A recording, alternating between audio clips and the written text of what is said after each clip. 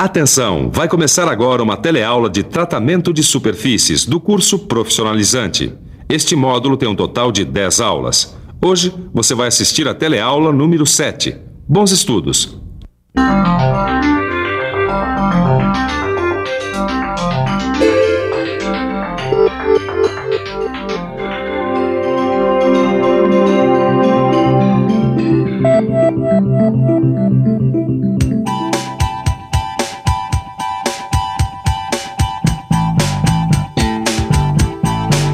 Você acabou de ver uma série de objetos, máquinas, construções e etc.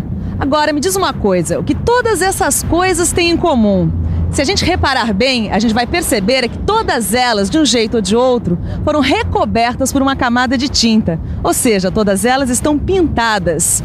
Se a gente tentar imaginar, é difícil encontrar um objeto que nunca tenha recebido tinta. Eles até existem, mas são raros. Como a gente sabe, a tinta tem dois papéis. Serve para embelezar o objeto e também para protegê-lo. Na última teleaula, nós aprendemos como preparar as superfícies para receber tinta. Agora, nesta teleaula, nós vamos botar a mão na tinta e fazer a pintura. Hoje você vai conhecer vários processos de pintura, desde os mais simples, como que usa trincha, até os mais sofisticados, como aqueles que usam a pintura eletrostática e a pintura eletroforética. É isso aí, hoje nós vamos conhecer vários processos de pintura. Vamos nessa? A nossa teleaula está começando.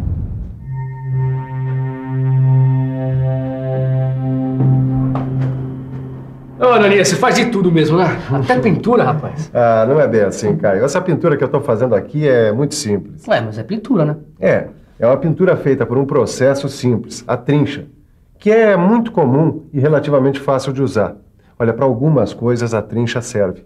Mas se você precisar uma pintura assim com uma melhor qualidade de acabamento, você vai ter que escolher outro processo. Tá, e como é que você faz para escolher o melhor processo de pintura? Bom, Caio, isso depende de um conjunto de fatores. A primeira coisa que o pintor precisa saber é que existem diversos processos diferentes de pintura e que a escolha entre um ou outro vai depender do tipo de serviço que você precisa fazer. Mas e a tinta? Qualquer processo de pintura pode ser usado com qualquer tipo de tinta? Então, Caio, é isso que eu estou tentando dizer. A gente tem que seguir alguns critérios para escolher o processo mais adequado. E o primeiro deles é esse, a escolha da tinta. Quer dizer, não adianta nada eu querer usar tinta em pó com uma trincha. Peraí, tinta em pó? É, tinta em pó. Um dos processos de pintura que a gente vai ver hoje utiliza tinta em pó. Daqui a pouquinho você vai ver que processo é esse. Bom, Caio, voltando aos nossos critérios, além da escolha da tinta, você tem que levar em consideração o tamanho do objeto que vai ser pintado, o tipo de acabamento que você vai precisar nele e também se o objeto pintado vai ficar em ambiente aberto ou fechado. Na hora de escolher entre um ou outro processo de pintura, todos esses fatores têm que ser levados em conta. Ô, Ananias, você falou que estava usando a trincha, né? Por que você optou pela trincha, hein? Bom, primeiro, porque era o equipamento que eu tinha à mão. Segundo, essa peça aqui não requer um acabamento tão bom. E depois, eu não sou pintor. E a trincha não requer tanta habilidade assim, não. Bom, já que é assim, então eu posso tentar? Ah, claro. Vai em frente.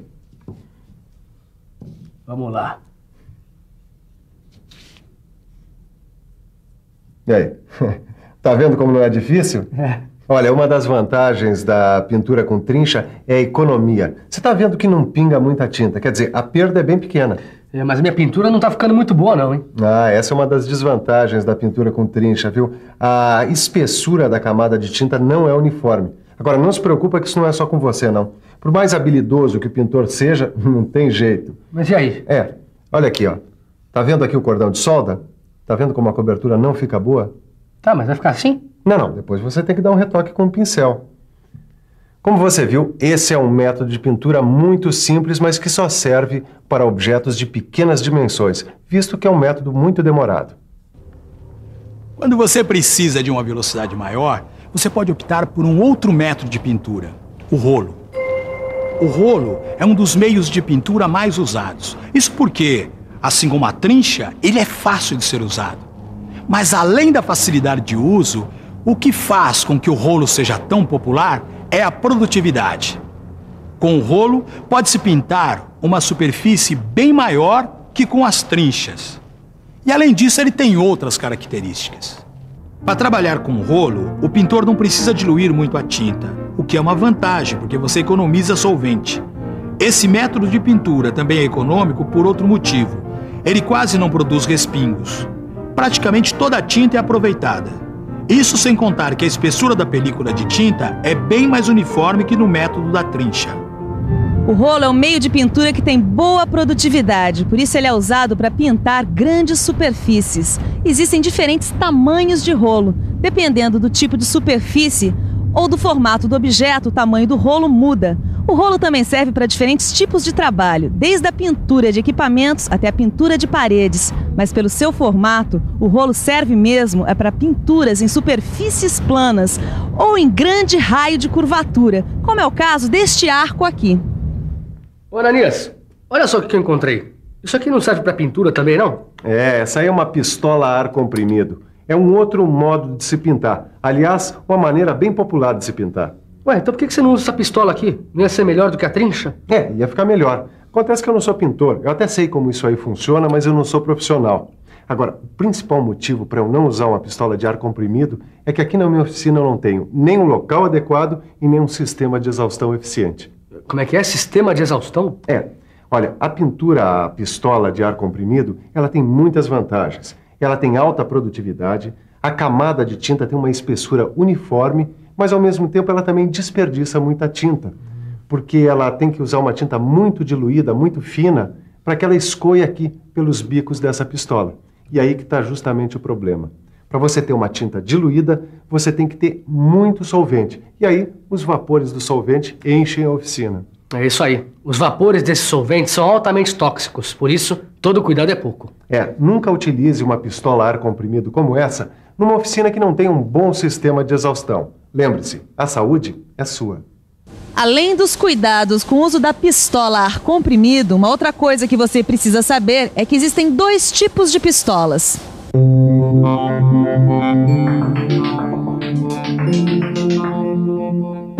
Existem 2 tipos de pistola a ar comprimido. O primeiro tem o recipiente que carrega a tinta acoplado à pistola. Esse tipo tem o inconveniente de ter de ser constantemente recarregado, interrompendo várias vezes o trabalho. O segundo tipo tem o recipiente de tinta separado. Nesse caso, a autonomia de trabalho é muito maior, porque leva muito mais tempo para que o suprimento de tinta acabe. É isso aí, o trabalho com pistola a ar comprimido pede um profissional. A diluição da tinta tem que ser feita na medida certa. Além disso, as pistolas podem ter diferentes bicos de saída da tinta. A escolha de um bico ou de outro vai depender do tipo de tinta que você estiver usando. Uma coisa que a gente tem que prestar atenção também é na pressão e vazão do ar. Só assim dá para ter um bom resultado na pintura. E além disso tudo, é claro, tem um jeito certo de pintar. Olha só. Preste atenção na maneira como ele movimenta a pistola aplicando a tinta. Ele não faz esses movimentos assim à toa. Essa é a melhor maneira de fazer esse tipo de pintura. Preste atenção.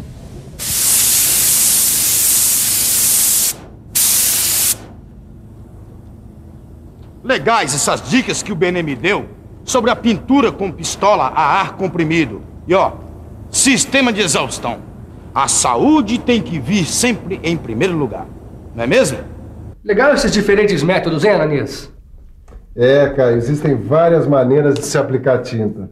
Olha, aqui fala da tal tinta em pó que você falou no comecinho da teleaula. Aqui diz que ela é usada na pintura eletrostática. É isso aí, cara.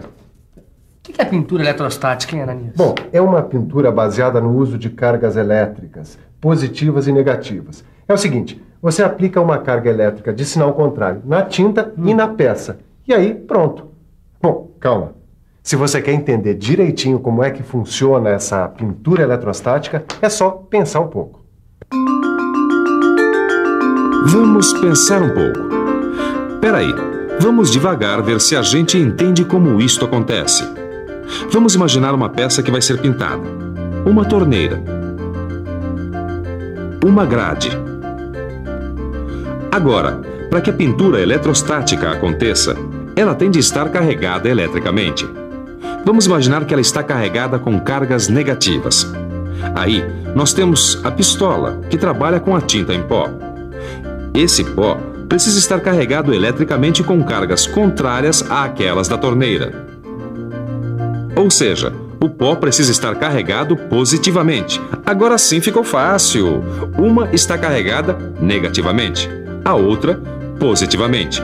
Como cargas elétricas de sinais opostos se atraem, o pó se deposita na superfície. Depois que o pó é depositado na superfície da peça, ela é levada para uma estufa para ser curada. Aí então o pó é fundido formando uma película e aderindo firmemente à superfície. Puxa, é bem interessante esse método, hein? Mas olha, aqui está dizendo que você pode usar tinta líquida também, que não é só tinta em pó que é usada na pintura eletrostática. Você tem toda a razão. A tinta líquida também pode ser usada. E em ambos os casos, a produtividade é alta e a perda de tinta é baixa. Além disso, ela forma uma película de tinta uniforme mesmo em superfícies irregulares. É por isso que esse método é cada vez mais usado nos vários tipos de indústria. Como, por exemplo, na indústria de eletrodomésticos. E esse tipo de pintura tem uma outra grande vantagem, muito importante, são os níveis de poluição. Como na tinta não há solvente e a tinta é praticamente toda aproveitada, quase não sobram resíduos para a atmosfera. A pintura eletrostática é um dos métodos mais eficientes e modernos que existem. Mas ainda tem um outro método mais moderno. É a pintura eletroforética. Como você já notou, esse tipo de pintura exige grandes investimentos. A peça é totalmente mergulhada no tanque com tinta líquida. No caso da fábrica aqui, que produz carros, imagina quantos litros de tinta não são necessários para encher um tanque desses. Só que esse investimento todo tem um retorno. A produtividade é alta, a perda de tinta é muito pequena e a espessura da película é uniforme. É isso aí. Depois da pintura eletroforética, é hora da revisão. E atenção, se liga aí que é hora da revisão. Na teleaula de hoje, você conheceu diversos processos de pintura. Começamos pelo mais simples deles, a pintura com trincha. Depois, foi a vez da pintura com rolo. Você então ficou conhecendo a pintura com pistola a ar comprimido. Ficou sabendo que esse tipo de pintura só deve ser feito em instalações apropriadas para garantir a segurança de quem trabalha. E a seguir, aprendeu o que é pintura eletrostática. Viu como as cargas elétricas desempenham um papel fundamental nesse tipo de pintura. Finalmente, você aprendeu o que é pintura eletroforética. Agora que você já tem uma noção dos diversos processos de pintura que existem por aí, não esqueça de dar uma bela aprofundada no seu livro de estudos. Lá você vai encontrar informações e detalhes importantes, além dos que você viu por aqui. Bons estudos e até a próxima.